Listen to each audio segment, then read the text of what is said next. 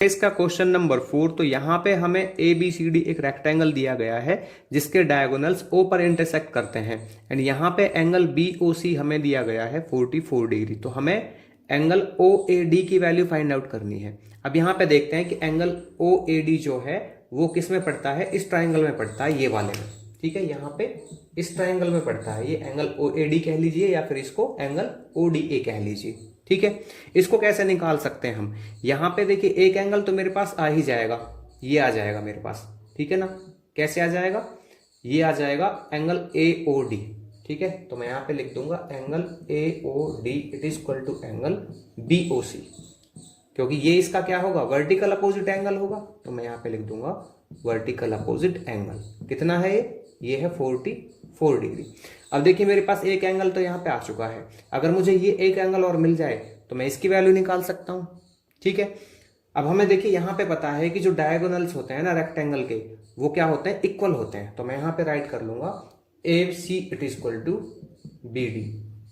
ठीक है, डायगोनल क्या होते हैं, इक्वल होते हैं, और जब ये क्या करते हैं, बाइसेक्ट करते हैं, तो वो भी इक्वली बाइसेक्ट करते हैं। तो इसलिए मैं कह सकता हूं यहाँ पे कि जो इसका हाफ होगा ए सी का, यहां पे मैं लिख लेता हूं कि जो AC का हाफ होगा और BD का हाफ होगा, ठीक है, वो किस किस के इक्वल होंगे। यहां पे मैं कह सकता हूं कि जो AC का हाफ है वो किसके इक्वल होगा, इस OA के इक्वल होगा, या फिर कह सकता हूं मैं OC के इक्वल होगा।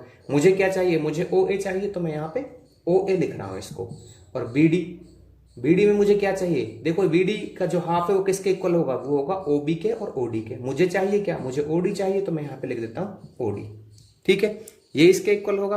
तो इसलिए मैं क्या कह सकता हूं कि ये जो साइड है ये हो गई इक्वल। इसने बोला यहाँ पे कि O A it is equal to O D, इधर से आया ना, इनका यूज करके, जो ये डायगोनल्स हैं इसकी प्रॉपर्टी का यूज करके हमारे पास इसकी दो साइड इक्वल आ गई है। तो इसलिए मैं कह सकता हूं कि जो ये एंगल है ये दोनों क्या हो जाएंगे, इक्वल हो जाएंगे। तो मैं यहां से कह सकता हूं then angle A it is equal to angle D. क्यों? क्योंकि ये होते हैं हमारे आइसोसेलेस ट्राइंगल की जो प्रॉपर्टी है उसके बेस पे। तो मैं यहां पे लिख देता हूं आइसोसेलेस ट्राइंगल प्रॉपर्टी। ठीक है ना, ठीक है भाई।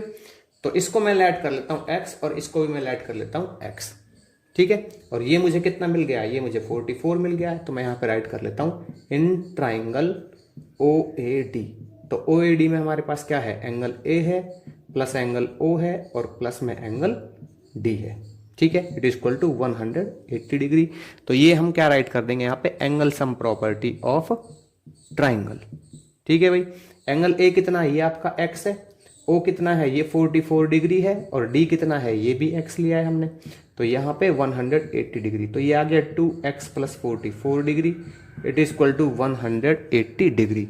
तो 2x it is equal to 180 में से जब ये माइनस होगा 44, तो ये कितना बचेगा हमारे पास, तो 2x it is equal to 10 में से 4 गए 6, 7 में से 4 गए 3, 136। तो x it is equal to क्या बचेगा, 136 का कर देंगे डिवाइड यहाँ पे 2 से, तो ये बच जाएगा 2 6 12 और 2 8 16। तो ये आएगा हमारे पास 68 डिग्री। ठीक है, मुझे क्या चाहिए था, OAD, और OAD भी यहाँ पे किसके इक्वल है, x के इक्वल है। तो यहाँ पे मैं राइट कर सकता हूँ angle OAD it is equal to 68 degree.